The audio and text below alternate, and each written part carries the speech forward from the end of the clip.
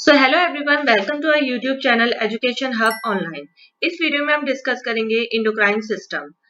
हमारी बॉडी में जितनी भी फिजियोलॉजिकल एक्टिविटीज होती हैं उनको रेगुलेट करते हैं endocrine system and nervous system. ये दोनों आपस में इंटरेक्ट करते हैं एंड ये रेगुलेट करते हैं बॉडी फंक्शंस को। इंडोक्राइन सिस्टम ये सब करता कैसे है? Endocrine system consist many endocrine glands. ये कई सारे इंडोक्राइन ग्लैंड से मिलकर बनता है। ये इंडोक्राइन ग्लैंड सीक्रेट करते हैं और रिलीज करते हैं हॉर्मोन्स को। ये हॉर्मोन्स ब्लड में रिलीज होते हैं and then with the help of blood flow ये अपने टारगेट सेल्स पे ट्रांसपोर्ट होते हैं। टारगेट सेल्स पे जाके ये वहां पे जाके अपने रिसेप्टर से बाइंड करते हैं एंड देन ये रेस्पॉन्स जनरेट करते हैं, जिसको हम आगे डिटेल में डिस्कस करेंगे। हॉर्मोन्स एक्चुअल में होते क्या है? ये केमिकल मैसेंजर्स होते हैं जो टारगेट करते हैं स्पेसिफिक ग्रुप को सेल्स के, यानी कि ये सेल स्पेसिफिक होते हैं। ये फिर उन सेल्स को या तो उनको उनकी एक्टिविटी को इनिशिएट करेंगे टू डू सम एक्टिविटी, और या फिर उनकी एक्टिविटी को स्टॉप कर देंगे। सो जितनी भी हमारे बॉडी में बॉडी ग्रोथ होती है, मेटाबॉलिज्म होता है, केमिकल और फिजिकल रिएक्शंस, या फिर सेक्सुअल डेवलपमेंट और फंक्शन, या जो हमारा ब्लड का ग्लूकोज लेवल मेंटेन होता है, वो सब हार्मोन्स के द्वारा मेंटेन होता है। हमारी बॉडी में एक तरह के ग्लैंड्स और होते हैं, एक्सोक्राइन ग्लैंड्स। अब एक्सोक्राइन ग्लैंड्स और इंडोक्राइन ग्लैंड्स एक दूसरे से अलग किस तरीके से है? सो जो एक्सोक्राइन ग्लैंड्स होते हैं उनके जो सिक्रेशंस होते हैं वो डायरेक्टली ब्लड स्ट्रीम्स में रिलीज नहीं करते हैं, उसको वो रिलीज करते हैं डक्ट्स में या फिर ट्यूब्स में। जैसे कि लीवर हो गया, लीवर सिक्रेट करता है बाइल, जिसको वो रिलीज करता है गॉल ब्लैडर में, फिर वो डक्ट के थ्रू कहा जाते हैं स्मॉल इंटेस्टाइन में। ऐसे ही है पेंक्रियाज। पेंक्रियाज भी हमारा सीक्रेट करता है पैंक्रेटिक जूस, जो कि रिलीज होते हैं स्मॉल इंटेस्टाइन में थ्रू डक्ट। अब इंडोक्राइन ग्लैंड्स क्या होते हैं? इंडोक्राइन ग्लैंड्स डक्टलेस ग्लैंड्स होते हैं। ये जो इसके जो सिक्रेशंस होते हैं यानी कि हार्मोन्स, उसको ये किसी भी डक्ट या ट्यूब में रिलीज नहीं करते, उसको डायरेक्टली रिलीज कर देते हैं ब्लड स्ट्रीम्स में। फिर ब्लड उसको ट्रांसपोर्ट करता है थ्रू आउट द बॉडी, वो अपने टारगेट सेल्स पे जाते हैं, वहां पे जाके वो अपना रेस्पॉन्स जनरेट करते हैं। ये हार्मोन्स जो होते हैं ये सर्टेन काइंड ऑफ टिश्यू पे ही एक्ट करते हैं और वो टिश्यूज कहलाती है हमारी देन टारगेट टिश्यूज। अब हमारी बॉडी में 4 तरह की सिग्नलिंग होती है, जिस सेल टू सेल कम्युनिकेशन, और ये है endocrine signalling, autocrine signalling, paracrine signalling and juxtacrine signalling. अब इंडोक्राइन सिग्नलिंग क्या होता है? सो इंडोक्राइन सिग्नलिंग में क्या होता है? सपोज हमारे पास हमारी दो सेल्स है, सेल ए और सेल बी। उसको सेल ए को हम क्या लेते हैं सीक्रेटिंग सेल्स, और सेल बी हम क्या लेते हैं टारगेट सेल्स। ये दोनों बहुत पास पास लोकेटेड नहीं होंगे, डिस्टेंटली लोकेटेड होंगी बॉडी में। तो जो सीक्रेटिंग सेल्स होंगी वो अपने लाइगेंड्स रिलीज करेंगी डायरेक्टली इनटू द ब्लड। तो यहाँ पे हम क्या लेते हैं इंडोक्राइन ग्लैंड। सपोज हमारा सेल ए है तो वो उसने अपने सिक्रेशन को रिलीज किया, जो उसका सिक्रेशन होता है हार्मोन्स। फिर वो हार्मोन्स ट्रेवल करेंगे ब्लड फ्लो के थ्रू एंड देन वो जाएंगे अपनी टारगेट सेल्स पे। टारगेट सेल्स पे रिसेप्टर्स प्रेजेंट होंगे जो कि स्पेसिफिक होंगे उसी हार्मोन के लिए, वो उससे बाइंड करेगा एंड देन रिस्पॉन्स जनरेट कर देगा। ये हमारी हो जाती है इंडोक्राइन सिग्नलिंग। फिर आती है हमारी ऑटोक्राइन सिग्नलिंग। अब ऑटोक्राइन सिग्नलिंग क्या होता है? जैसे कि इंडोक्राइन सिग्नलिंग में था कि सेल सिक्रेटिंग सेल और टारगेट सेल ये दोनों अलग अलग थी और डिस्टेंटली लोकेटेड थी, बट ऑटोक्राइन में क्या होता है? जो सिग्नलिंग और टारगेट सेल्स होती है वो दोनों सेम होती है, इस तरीके से कि जो सिक्रेटिंग सेल है वो अपने लाइगेंड मॉलिक्यूल रिलीज कर रही है एंड ये रिसेप्टर इसी में प्रेजेंट है और इसी से बाइंड करके ये रेस्पॉन्स जनरेट कर रहा है। ये हमारी हो गई ऑटोक्राइन सिग्नलिंग। अब आता है हमारा पैराक्राइन सिग्नलिंग। तो पैराक्राइन सिग्नलिंग क्या होती है कि ऑटोक्राइन सिग्नलिंग की तरह इसमें सेल एक नहीं होती, सेल इसमें सिक्रेटिंग सेल और टारगेट सेल दोनों अलग अलग होती हैं, बट ये डिस्टेंटली लोकेटेड ना होकर ये दोनों क्लोजली लोकेटेड होती हैं। सो इसमें जो सिक्रेटिंग सेल के अपने मॉलिक्यूल्स होंगे, लाइगेंड मॉलिक्यूल्स, वो ब्लड स्ट्रीम में रिलीज नहीं करता है, वो डायरेक्टली उसके रिसेप्टर पे रिलीज करेगा एडजेसेंट टारगेट सेल्स के एंड देन वो उससे बाइंड करके और रेस्पॉन्स जनरेट कर देगा। सो इसमें ब्लड का कोई रोल नहीं होता पैराक्राइन सिग्नलिंग में। अब आता है हमारा जुस्टाक्राइन सिग्नलिंग। तो जुस्टाक्राइन सिग्नलिंग में क्या होता है? ये cell to cell contact signalling होती है। तो इसमें जो दो सेल्स होंगी, सेल ए और cell B, like secreting cell and target cell, ये दोनों अटैच होंगी with the help of protein and उसके थ्रू इनका कम्युनिकेशन होता है एंड अपने सिग्नल ट्रांसफर होते हैं। चलो अब बात करते हैं ह्यूमन इंडोक्राइन ग्लैंड्स की। सो ह्यूमन इंडोक्राइन ग्लैंड्स इस तरीके से हैं: hypothalamus, pituitary, pineal, thyroid, parathyroid, thymus, adrenal, pancreas, gonads. Gonads होते हैं टेस्टिस एंड ओवरीज। जो ये पेंक्रियाज है इसमें लिखा है जैसे आइलेट्स ऑफ लैंगरहांस। तो जो पेंक्रियाज होता है वो ये एक मिक्स्ड ग्लैंड होता है। उसके दो पार्ट्स होते हैं, exocrine glands and endocrine gland. So endocrine gland का जो पार्ट होता है उसको हम कहते हैं आइलेट्स ऑफ लैंगरहांस, यही हार्मोन प्रोड्यूस करता है। और जो एक्सोक्राइन ग्लैंड्स का होता है वो हार्मोन प्रोड्यूस नहीं करते हैं। इसको हम डिटेल में अपनी अगली वीडियो में पढ़ेंगे। सो जल्दी से हमारे चैनल को सब्सक्राइब करिए ताकि आपसे कोई भी वीडियो मिस ना हो। इसी तरीके से पिट्यूटरी को भी मास्टर ग्लैंड कहते हैं, जो कि हम नेक्स्ट वीडियो में डिटेल में डिस्कस करेंगे। अब hormone secreted by the major endocrine glands. So pituitary gland divided होता है एंटीरियर पिट्यूटरी में, पोस्टीरियर पिट्यूटरी में एंड मिडिल पिट्यूटरी में। तो एंटीरियर पिट्यूटरी हार्मोन सिक्रेट करेगा ग्रोथ हार्मोन, जिसका दूसरा नाम होता है सोमैटोट्रोपिन। थायराइड स्टिमुलेटिंग हार्मोन, जिसको शॉर्ट फॉर्म में हम कहते हैं TSH। Adrenocorticotropic hormone ACTH, follicle stimulating hormone and luteinising hormone. तो ये जो फॉलिकल स्टिमुलेटिंग हार्मोन और ल्यूटिनाइजिंग हार्मोन है इनको हम कहते हैं gonadotropic hormones. And last hormone is prolactin hormone. अब पोस्टीरियर पिट्यूटरी सिक्रेट करता है हमारा ऑक्सीटॉक्सिन, वैसोप्रेसिन। वैसोप्रेसिन का दूसरा नाम है एंटी ड्यूरेटिक हार्मोन। और मिडिल पिट्यूटरी, जिसका दूसरा नाम है पार्स इंटरमीडिया, वो हार्मोन सिक्रेट करता है मेलानोसाइट स्टिमुलेटिंग हार्मोन, जिसको हम शॉर्ट फॉर्म में कहते हैं MSH। थायराइड ग्लैंड हमारा सिक्रेट करेगा hormone triiodothyronine, thyroxine and calcitonin. Parathyroid gland secrete करता है पैराथायरॉयड हार्मोन। एड्रिनल ग्लैंड्स के टू पार्ट्स होते हैं, adrenal cortex and adrenal medulla. Adrenal cortex पहले हार्मोन रिलीज करेगा मिनरलोकॉर्टिकॉइड्स। इसमें जो सबसे ज्यादा अमाउंट में रिलीज होता है हार्मोन वो है एल्डोस्टेरॉन, ग्लूकोकॉर्टिकॉइड्स। और ये सबसे ज्यादा अमाउंट में रिलीज जो करता है वो है कॉर्टिसोल। सेक्स कॉर्टिकॉइड्स सबसे ज्यादा अमाउंट में जो रिलीज होते हैं वो है androgen and oestrogen. Adrenal medulla दो हार्मोन रिलीज करता है, यह है एड्रिनलिन, जिसका दूसरा नाम है एपिनेफ्रिन, एंड नॉन एड्रिनलिन, जिसका दूसरा नाम है नॉन एपिनेफ्रिन।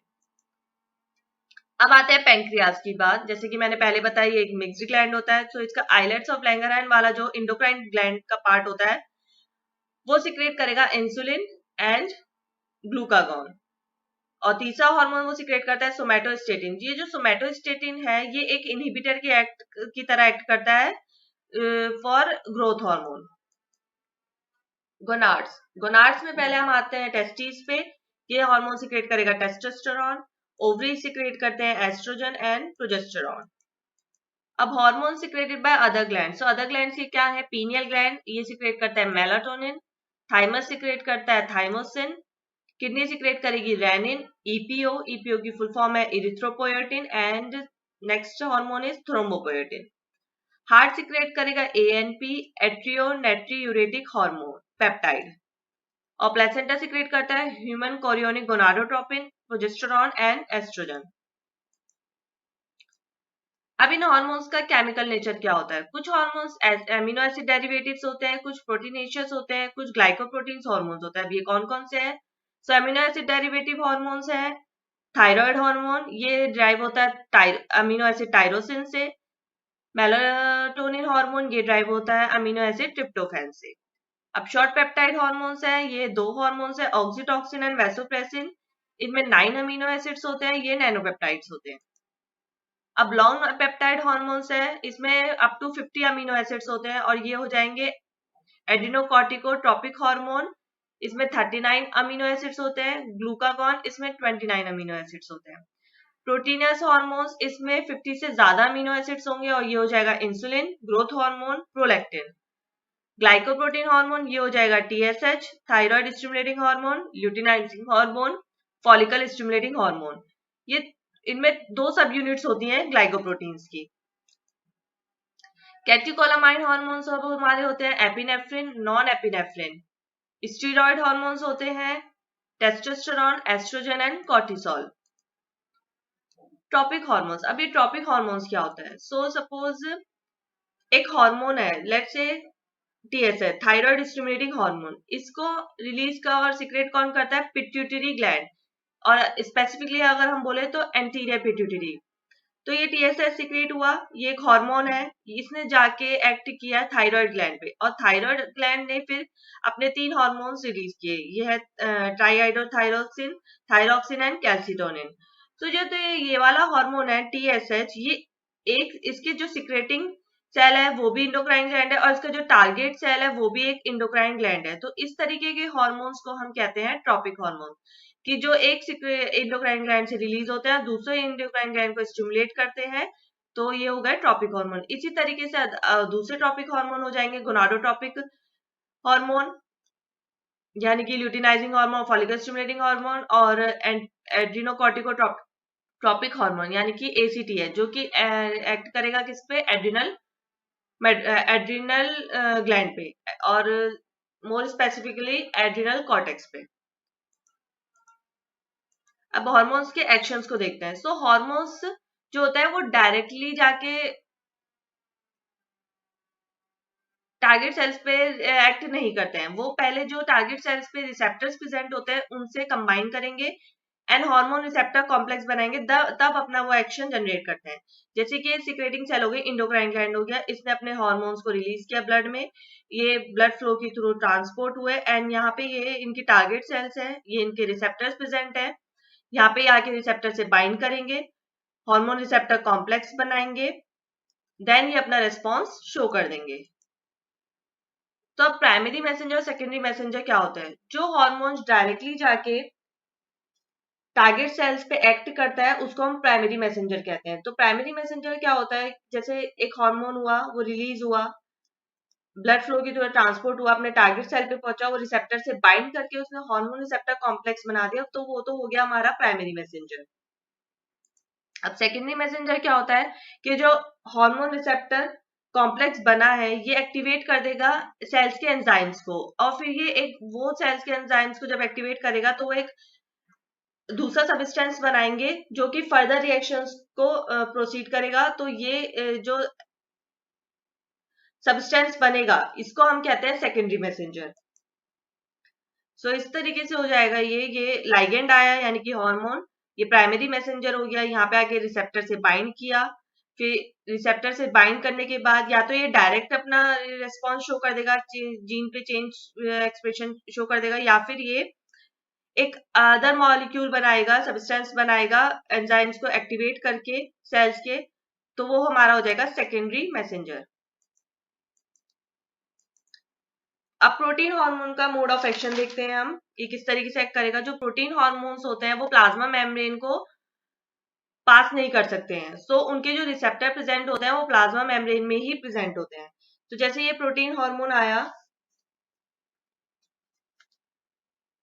ये अपने रिसेप्टर से यहाँ पे इसने बाइंड किया और इसने ह्यूमन वो हार्मोन रिसेप्टर कॉम्प्लेक्स बनाया। अब इस हार्मोन रिसेप्टर कॉम्प्लेक्स ने जी प्रोटीन को एक्टिवेट किया, इस जी प्रोटीन ने एक्टिवेट किया इफेक्टर मॉलिक्यूल को। यहाँ पे हम कह देते हैं चलो एडिनाइलिल साइक्लेस है वो, एडिनाइलिल साइक्लेस ने एटीपी से फिर साइक्लिक एएमपी बनाया। अब ये जो साइक्लिक एएमपी है ये सेकेंडरी मैसेंजर की तरह एक्ट करेगा, और ये जो हार्मोन है ये हो गया प्राइमरी मैसेंजर। अब ये secondary cyclic AMP secondary messenger की तरह एक्ट करेगा, ये न्यूक्लियस में जाएगा और यहाँ पे ये एमआरए ट्रांसक्रिप्शन को इनिशिएट करेगा, फिर सेलुलर रेस्पॉन्स हमें देखने को मिलेगा।